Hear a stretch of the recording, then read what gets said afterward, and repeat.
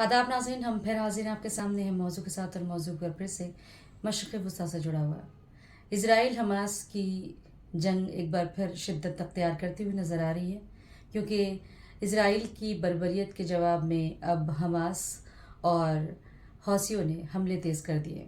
Hamas की al Qassam brigade ने मकबूजा फ़िलिस्तीन पर यानी कि इसराइल के कुछ शहरों पर हमले किए हैं, वहाँ धमाकों की आवाज़ें सुनी गई हैं। तो दूसरी तरफ हौसियों के ने भी बहर अहमर में अमेरिकी बहरी जहाज़ को निशाना बनाया, तो इसराइल पर भी रॉकेट दागे हैं।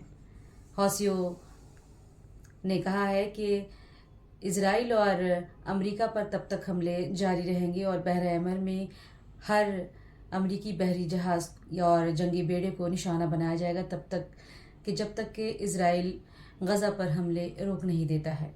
क्या लगता है कि जो जंगबंदी की वजह से कुछ दिनों के लिए रुक सी गई थी, वो अब तेज़ होती हुई नज़र आ रही है। अपनी राय से हमें कमेंट सेक्शन में ज़रूर नवाजें और देखते रहें हमारा चैनल न्यूज़ 18 उर्दू, और दें इजाज़त। खुदा हाफिज़।